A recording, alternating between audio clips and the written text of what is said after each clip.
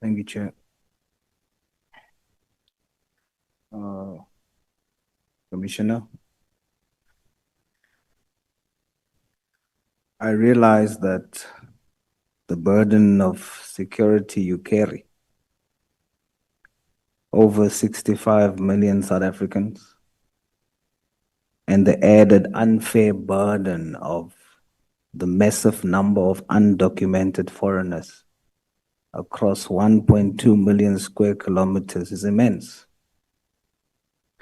I recognize the scale of that task, especially when some of us struggle to secure even 40 square meters of our homes for a family of two. So as a patriotic South African, I extend the respect your office and rank demands. I despise the bad police, but knowing that when I thank you, I'm also indirectly thanking all the good and dedicated members of the South African Police Service you lead. The position I hold requires me to remain impartial, of course, at this time. I have no bias toward you, no bias toward General Mkwanazi or any other witness that will appear before us. Only after this entire process, I will then take a position. I ask that you participate truthfully as I seek clarity on specific actions you have taken. So let's start with the elephant in the room. I must first commend you for arresting DA councillors convicted of murder. And then you also testified about the presence of my party deputy president, the Honorable Kunene, at the house of Mr. Molefe. You stated that he was there twice in your testimony. Commissioner, are you 100% sure that Mr. Kunene was found at the house of Mr. Molefe 2 times?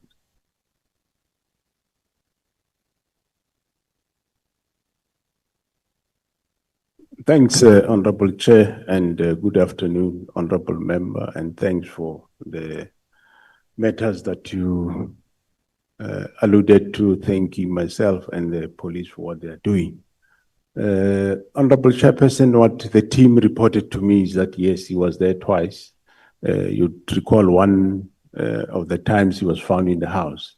The other time they say he turned at the gate. He never entered, but he turned right at the gate. They denied him entry. So that's the report I got. So you yourself are not 100% sure? No. I can't be 100%, but that's the report I got, Honorable. So if you're not 100% sure, as the #1 cop in this country, understanding the rules of our criminal justice system, how can you, General, knowing that you're not sure, sit here in front of all South Africans and state as fact that Kenny Kunene was there twice? Thanks, Honorable Chair. When I say not 100% sure, I mean me. I wasn't there, but the team, I believe them. They say one of the occasions he was in the house. One of the occasions they turned him at the gate. Your team is not testifying. Oh, yes. You are testifying. And you are saying, for surety, that he was there. You're not sure. Your team reported to you. That still qualifies as hearsay. I'm not moved by the sounds in the house. Let's deal with the law. Let's deal with what is right, Honorable General. You cannot state for a fact that he was there twice. You're basing it on what you have been told. So your team is immune to lying. Chair, you must protect me here because I'm receiving responses from the EFF here. Am I questioning them? Honorable Sauls, I request you to work like a postman, just deliver the letters. I'm delivering the Yeah. letters, but you can't have dogs barking while I'm riding the bicycle. Deliver the letters. The gates are locked. They will not come out. No, Chair, you must protect me. I was silent when You everybody was speaking. are protected, and I very much respect the manner in which you conducted yourself the whole day. I haven't heard you saying silence. anything honorable. So the whole day, starting from 9 o'clock, and you are so justified. Thank you, Chair. If I had a big umbrella, I will come and bring it around you so that you General. don't encounter any difficulty. General, even though you received the report, does that give you the right to come before the nation under oath and say, as a matter of fact, that Kenny Kunene was there twice? Honorable Chair, through you, the team reported to me that he was there twice. One was he was in the house when he was with the journalist. The second, one of the 2 times, he was turned at the gate by the team. So that is what the team reported to me. That's not what you said when you opposed the question. When you opposed the question, General, you said, I listened to the tape again. Your words was, actually, he was there twice. Yet, your actually is based on a report. It's not fact. Honorable. Thanks, Honorable Chair. General, with due respect, the Honorable Sauls, let me just hold you for a moment. There is a honorable member who wants to speak, Honorable Cameron. Yes, Chair, sorry to interrupt, but this has got nothing to do with the scope of this ad hoc committee, 1. And 2, General Masemola leads an organization with almost 200,000 members. Must he account for every single member's whereabouts? And I mean, when an officer comes and tells his commander something, must he go to this actual site and go and check up on it? It just, I think we're losing the plot. We're not, this is not part of the scope of the ad hoc committee. Thanks, Chair. Yeah, what I'm going to do, honorable members, so that we can proceed. Let me allow the honorable member to use the time we have allocated him. Thank you. Thank you, Chair. I just wanted to say, number 1, it's my time. Number 2, I'm not the one who brought up the subject. I sat here and Honorable Malema brought up the subject, and no one in this house told him what they are now telling me. Number 3, I have the right to ask that question. And also, I'm not asking of the general that he should have been there. And I am fully aware that he's presiding over thousands. It is for that very fact that I am saying the general cannot then come and just based on a report from members say, as a matter of fact, Kenny Kunene was there twice.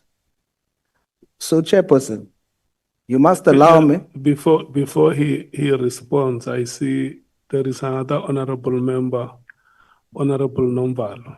No, Chair, I think I've got a problem with your ruling because your responsibility as the chairperson is to guide the meeting and your responsibility is to protect witnesses.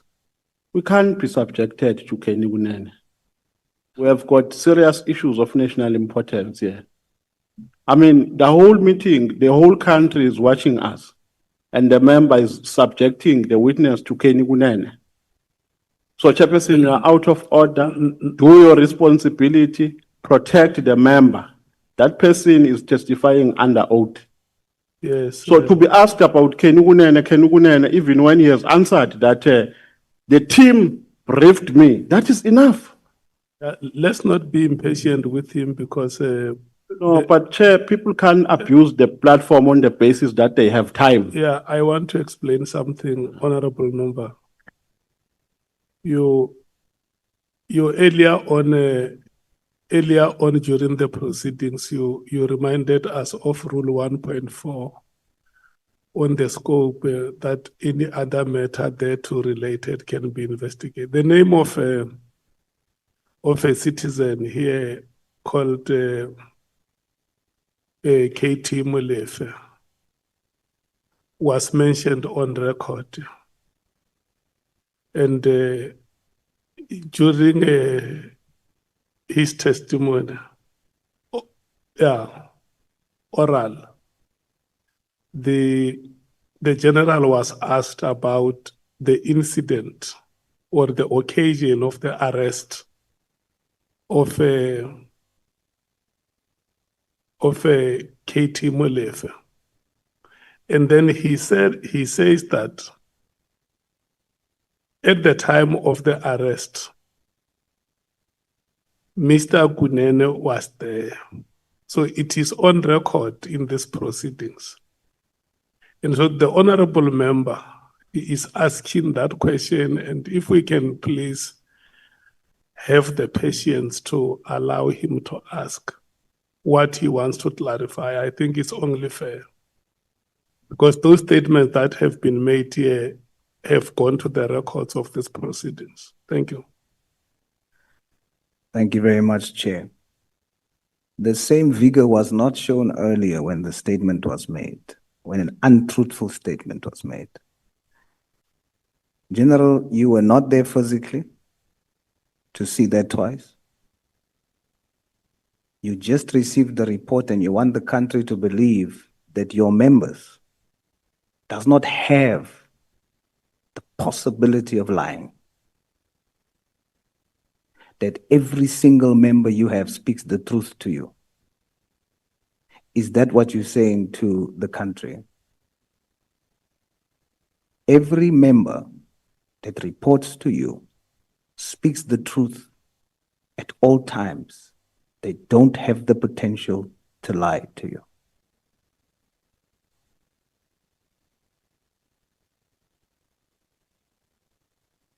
Thanks, Honorable Chair. All what I said, Honorable Chair, is that the members told me that he was there twice at the house. So whether they're lying or not, I took it that which they told me, and I'm not sure. Let's agree, Honorable Member, that me and you were not there. We are the same. But however, the report I got is that he was there twice. So I will leave it there, and thanks, Honorable Chair. It would have been different, General, if that is what you said when you were asked the question earlier. When you were asked the question earlier, you did not say, it was reported to me. You said, actually, he was there twice. Now you're saying, we can agree that you were not there. I wasn't there. Based on that, you must now then state for the record that it is only an allegation. It is alleged that Kenny Kunene was there twice. Please confirm. Thanks, Honorable Chair. I will repeat that me and you were not there. I received a report that Kenny Kunene was there twice on the two occasions that members were at the house. It's an allegation. I leave it there. So if it's an allegation, which I now agree with you, that means it remains to be proven. You came and you said he was actually there. That means, Honorable General, you lied to the nation. You made the nation believe that you are stating that as a matter of fact. Now, I put it to you that we can prove that Kenny Kunene was not there twice. You lied to the nation. And now it concerns me because Honorable Sauls. I want to request you that we must not debate the matters. I'm not debating, Chair. I'm stating you heard the testimony that it's now from a statement of fact, it's now an allegation. And if it's now an allegation, it was stated on the record by the general. Then it means that what was earlier said as a fact by using the word actually was a lie. Yeah, I want us to go beyond the names and probe what you want to probe. I'm moving forward, Chair, but Thank I'm you, sir. concluding on that fact. Yeah, thank you so much. Thank you. And it now concerns me because I'm not sure whether I should believe the rest of your testimony or any testimony you've made at the commission as well. But we shall continue.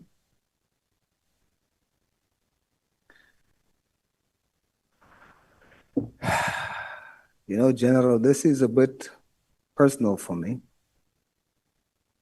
I'll have you know, and I want the nation also to know, that my leaders have served their time in jail. They paid the price, and they worked daily to repay society, to the point where our president showed decisiveness and removed our deputy, Mr. Kenny Kunene, who equally stepped down, subjected himself to an independent investigation. He was cleared and now he's back in office. If ever our criminal justice system can have something to be proud of, it is the genuine transformation of Gayton McKenzie and Kenny Kunene, whom I am a proud product of.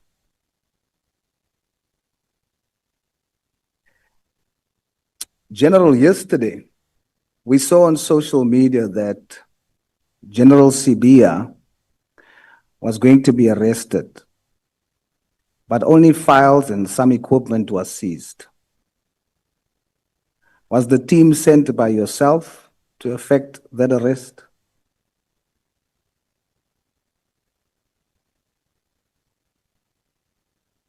Thanks, Honorable Chair.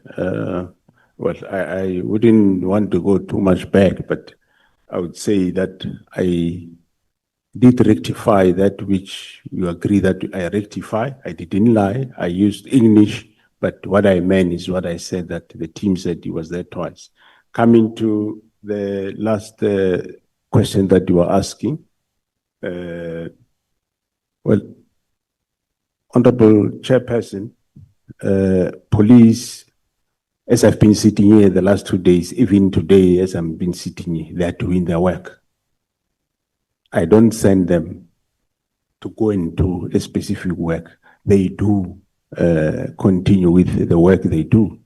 They obtained the warrants where they obtained, and they went to the house to go and collect where the catches they had a search warrant to collect. So in English, I'll repeat, you lied.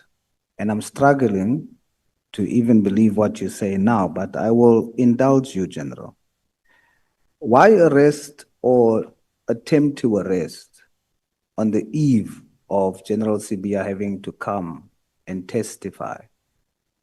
What if those equipment that was seized was material for what needs to be presented here next week by General Sibia as a witness?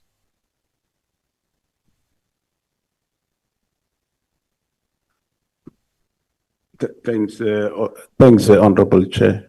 I do indicate that, Honorable Member, the team, they went there, and they don't need my permission to do the work.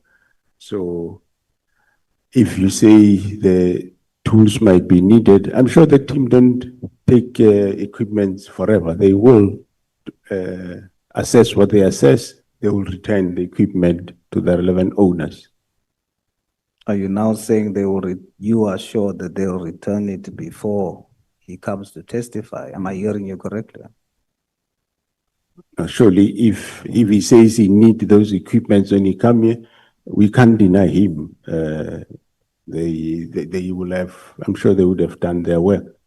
It doesn't take months to do what they do. It's interesting that they chose the time. General, how would you describe the relationship between you, General Mkwanazi, and General Khumalo? I would describe it as a relationship that I have with the rest of the senior management.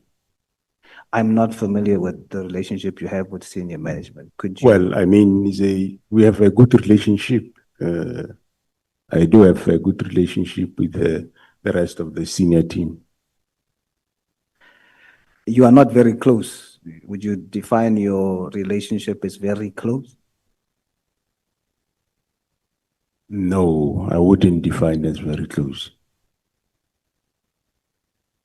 General Mkwanazi testified that it was General Khumalo who instructed the removal of the dockets. Is this true?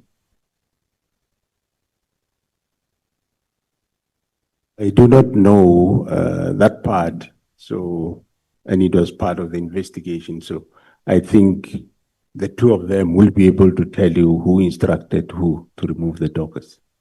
But this is a material matter that we are dealing with, and that particular matter affects and is a central part of this. Should you not know who was responsible for removing those dockets? Should you not know? Honorable Chair, I did indicate that late April, May, I did pick it up from General Sintumuli that General Sibia instructed General Khumalo to remove dockets from KZN. That's why probably you had General Mkwanazi saying General Khumalo instructed those dockets. So what I'm aware of is that that instruction, what I heard from Sintumuli, is that it came from Sibia. And when I confronted him, I told him that, don't do that, stop that, don't remove dockets. That's all I said to him. So if I understand you correctly, before you told me you didn't know, now you're telling me you did know that General Khumalo took the dockets, but you're adding that he took it at the instruction of General Sibia. Is my understanding correct? Yeah, what I'm saying, Honorable Chair, is that I don't want to get too much into hearsay. The General Mkwanazi told you that Khumalo took the dockets. And I'm saying I heard from General Sintumule that General Sibia instructed that dockets be taken by Khumalo. And me, I called General Sibia to say, don't do that, stop that.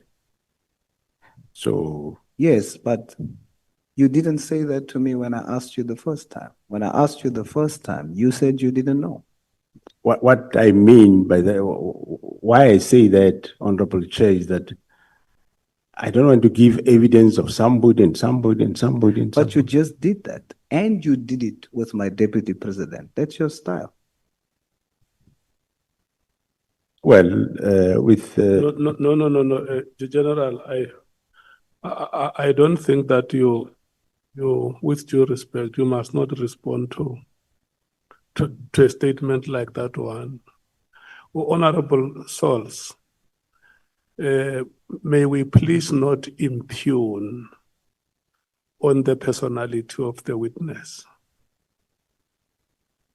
Chair. Look, when you make a statement and say, this is your style, you impugn, number one, on the personality, and number two, on the morality of the witness. It's like you are casting aspersions on the witness. You want the witness to assume another identity in front of the people of South Africa, to be perceived differently from how they have known him before, when this committee has not arrived at a determination like that one. So I think it's very much unfair, not only to the witness, but any person against whom such reference may be made. And if you find it moral, you may withdraw that kind of statement. Point of order, Chair. No, Honorable Skosana, can I please beg your indulgence? Let's allow Honorable Sauls first to hear whether he agrees with me to withdraw the statement that he has made. I'm not instructing him to withdraw it. I'm calling on him to look at the statement and make a decision whether he would like that statement to be associated with any other person. I disagree with you, Chair. Let me qualify. When I asked in the beginning, is that hearsay or statement of fact? The general, when we were talking about Honorable Kenny Kunene, the general said, I'm stating that, and I stated it earlier, on the basis that I was told, I was reported to. So I made the statement, right? I now ask later on the same thing as it relates to General Kumalo. The general says, no, the reason why I said I didn't know is because I did not want to make a statement on hearsay. Now I'm saying, but you did it earlier. What's the difference? He should then also have done the same. Yeah, So it is on that basis that I'm saying, what I'm saying is the that style of the general is then to hear. Let me finish, Chair. You asked me to qualify. Order, Ask me please, to Chair. qualify. I'm qualifying. And then you must tell me, you must now correct me. I will gladly submit to your correction based on my explanation to you. You must correct me to say I must understand. In the first instance, the general is doing what he says in the later instance he's not doing. I'm pointing out, you listen to hearsay and stated it as fact. You come later and say, I can't listen to stories, therefore I didn't say General Kumalo took the files. No, honorable members, I don't want us to derail the proceedings. Please correct me, Chair. Please. Yeah, but Chair, Based on my statement. We must not derail Yeah, Chair. the proceedings by Chair. bringing unnecessary interjections. Yeah, but Chair, it's not only an interjection, Chair. Let's us be respected. We are members of Parliament. We are in Parliament here. It's not correct and it's unparliamentary to say the general is lying. And he knows that, the honorable member. And this character assassination reflects back on all of us. We can't be discussing Kunene this. Whether he was left by his party, that is we are not campaigning here. We are dealing with a serious matter, a national issue. It can't be about Kunene every time. Yeah, but and the General Kumalo will come in here. He'll answer for himself. This is what I'm avoiding, honorable members. But it's unacceptable, Chair. That the general can be really dragged into this. I have called on the member and I have called him to order. not to impugn the integrity of the witness. And I thought that was sufficient. Chair, Honorable Sauls is defying you live. We've got a responsibility as members of this committee to respect you. Whether you are coming from the ANC or from any party, this committee is dealing with serious work and everybody is watching it. It's going to set a wrong precedent if you give an instruction and Honorable Sauls defies it. We can't allow that. It must not be optional. He must withdraw what he has said to the general.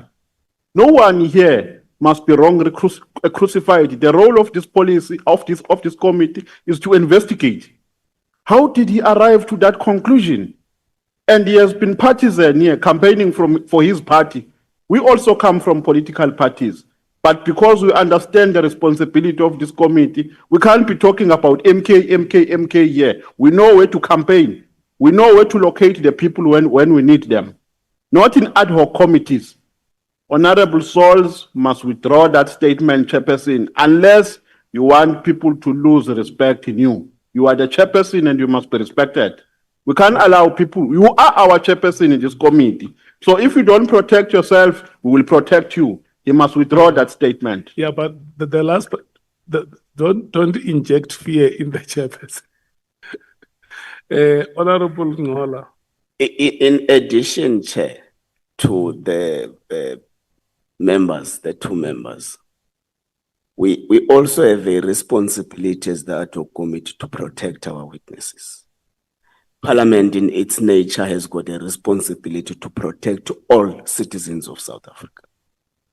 Two, Chair, it is incorrect to want to give a hearsay status to an official report by a junior to a principal. A hearsay is what you get on when you walk on the streets hugging your friends. Juniors, when they report to the National Commissioner of what they would have found from a official investigation, can't be accorded the status of being a hearsay. So if the general says there is an official report by the team, my team, that is working on this investigation, the report is that the aforesaid person was found twice on the gate and inside the house, then we can't accord that it's an official duty report, Chair. It can't be a hearsay. We've got a different understanding of what a hearsay is. Thank you. Honorable Cameron, do you still want to speak? I think, Jay, most of the members have covered it, but I just don't want this to degenerate. We can be direct, but we can be respectful. We don't have to do it this way. And this isn't the Kunene Commission. This is the ad hoc committee to focus on allegations by General Konazi. Thank you, Chair. Okay. Look, honorable members, our responsibility is not only to keep the decorum of the House. Each one of us here has a right to a good name. The reason why we are called honorable members is because we are expected to conduct ourselves with integrity as leaders of society. And the title honorable is conferred to you from the day you are sworn in as a member without even knowing who you are. The moment you are called honorable, rise to the occasion and prove that I qualify to be called an honorable member. So I want to request all of you here, and I kept on reminding you that every time you open your mouth to speak, you must know that you are not limited to these four walls. The whole nation is watching the proceedings, and what they want is inspiration from all of us. The presentations which have been made here show the extent of difficulties that SAPS as an institution is going through. And you are the top leadership of this country, Parliament. Can you please help the ordinary citizens who cannot speak for themselves, who cannot be here now to interact with General Masemola, and believe in your abilities as leaders, that you can help them and steer this country in the right direction? Can we please serve the people of this country? Thank you so much. Honorable Chairperson, I want you to move towards I'm moving, but concluding, Honorable Saul. it is wrong, The Chair. time that has been allocated is not for debate, Chairperson. it's for you to ask the general questions. Chairperson, I'm asking a question. None of you said what you're saying now earlier. None of you. None of you said it's not the Kunene Commission when it was raised here earlier. But So you must- Honorable Sauls, may you please ask I'm- questions? Chairperson, I am dealing with what has been posed here. I'm not grabbing a topic from outside of this house. The center of whom we are speaking about here is also an honorable member who's an MMC in Joburg. He is the deputy president of a party here. To say, We don't have a problem with that. no, you do. Look, I don't want you to veer. I want to show you something, Chair. Please No, allow no, me. No, Honorable Sauls, I don't want you to veer off and start. I'm not veering off. No, don't concentrate I'm on. responding to the House and I'm No, responding to yourself. no, I'm not going to. These honorable members are not witnesses. The witness is here. But you allow them. He is the one that you must ask questions. I'm asking and then they interjecting, Chair. I'm asking the witness. And then they are interjecting. They were calling a point of order on you. And I have the right to respond to it. You are now suppressing me, but you allowed them. Chair, let me show you the material problem. If I leave it, then it means the impression that's given is that an independent investigation, Kunene lied because he said he was there one. So we'll move along and I'll say, but I will put to this House, I will not withdraw.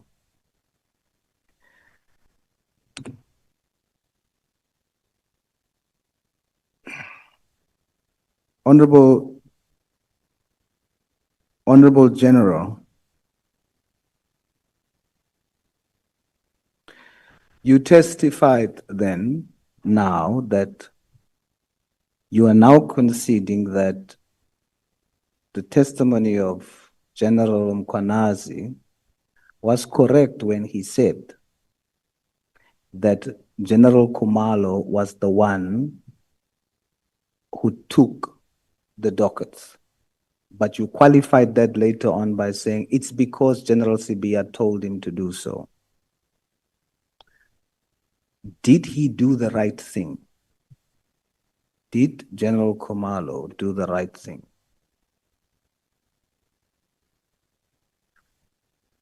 Thanks, Honorable Chair.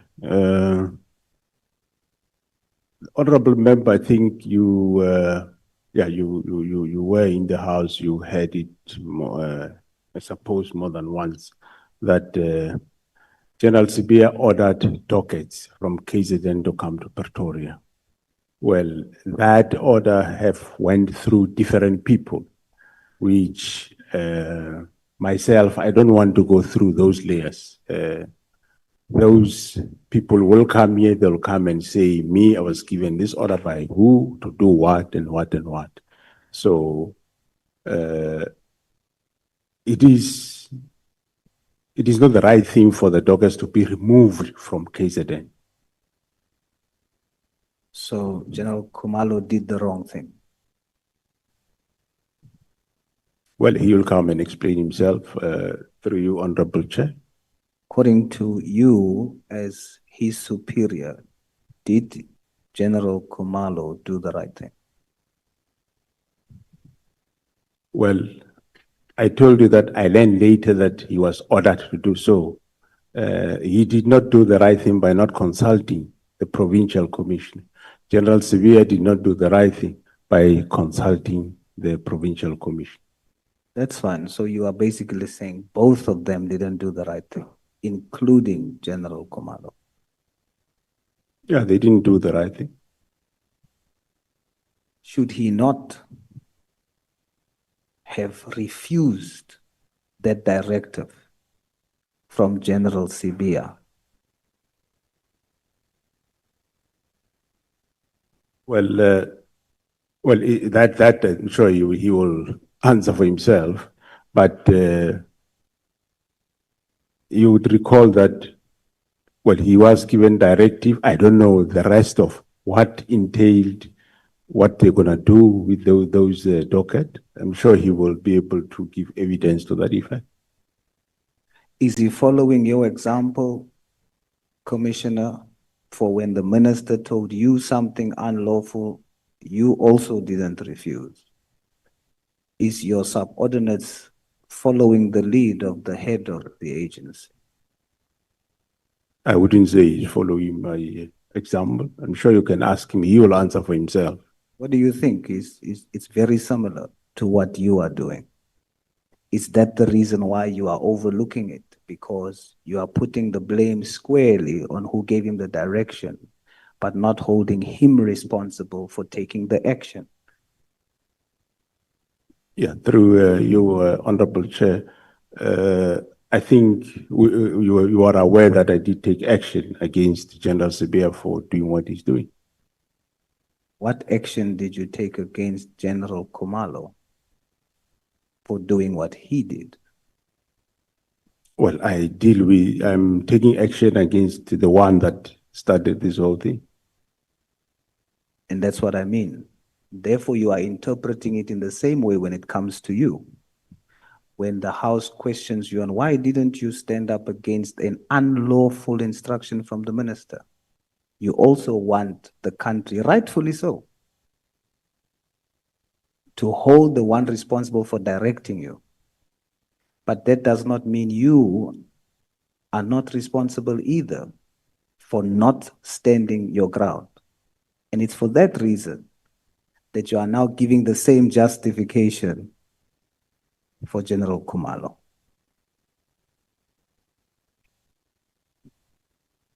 Well, through you, Honorable Chair, well, I'm taking action against the one that caused the whole thing. And I think it's the right thing I'm doing. And everyone that is attached to it, he had a duty to refuse an unlawful instruction. He had a duty to do that. He did not. And therefore you should hold him responsible too. I agree with you. Deal decisively with General Sibia, but deal decisively with General Khumalo as well, because it will look like you are just overlooking it because it's General Khumalo.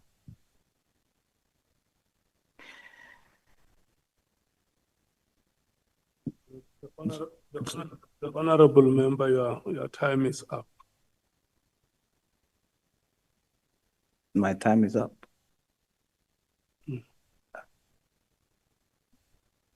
Are you sure? Chair, are you sure? But I'll accept it, Chair. I shall accept it. You can ask the honorable members, they will tell you how long the microphone has been on. I'll accept it, Chair. Respectfully bow. Thank you very much. Thank you so much. Honorable Vessels. Nothing. Sure, I would do honestly.